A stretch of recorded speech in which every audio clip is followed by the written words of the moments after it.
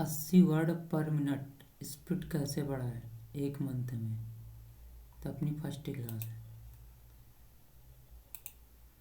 तो start dictation.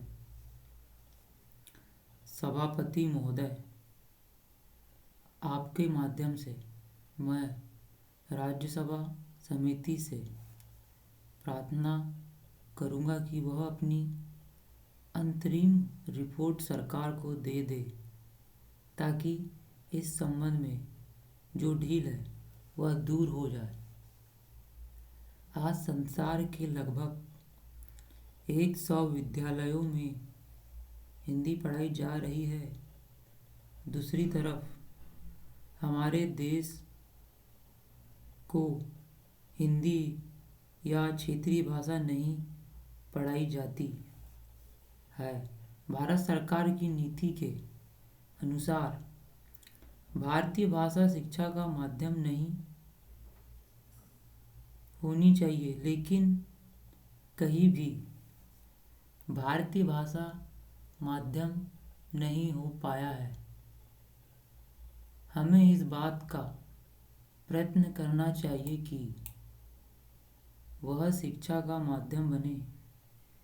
इस संबंध में 1-1 करोड़ रुपए केंद्र सरकार ने प्रत्येक राज्य को दिया, जिससे हिंदी का अच्छा प्रचार हो सके और साथ ही अन्य भारतीय भाषा का भी विस्तार हो सके। किंतु लगता यह है कि उसकी गति बिल्कुल धीमी हो गई है। इसकी भी जांच पड़ताल होनी चाहिए। हमें इस बात का पता लगाना चाहिए कि अगर गति नहीं आई तो क्यों नहीं आई, और इस संबंध में क्या व्यवस्था की जानी चाहिए। पैराग्राफ। सभापति महोदय, संयुक्त राष्ट्र संघ की एक भाषा हिंदी भी होनी चाहिए। यह मांग बराबर उठ रही है, किंतु होगी या नहीं और कब होगी यह दूर की बात है। अभी हमारे देश में तटस्थ राष्ट्रों का सम्मेलन हो रहा है। मैं समझता हूँ कि भारत की भूमि पर इतना बड़ा अंतर्राष्ट्रीय सम्मेलन पहले कभी नहीं हुआ था। इसका श्रेय वर्तमान सरकार को और श्रीमती इंदिरा गांधी को जाता है। किंतु मैंने सुना है कि वहाँ भी हिंदी भाषा का प्रयोग नहीं होगा। केवल 4 भाषाओं की व्यवस्था की गई है। अगर यह सूचना गलत है तो बहुत अच्छी बात है।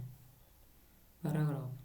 हिंदी की व्यवस्था अवश्य होनी चाहिए।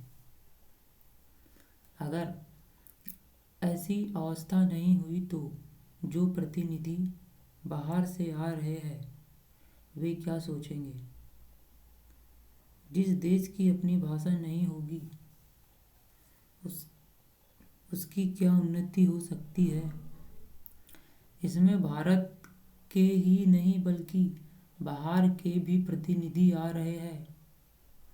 उनमें से बहुत से हिंदी जानते हैं।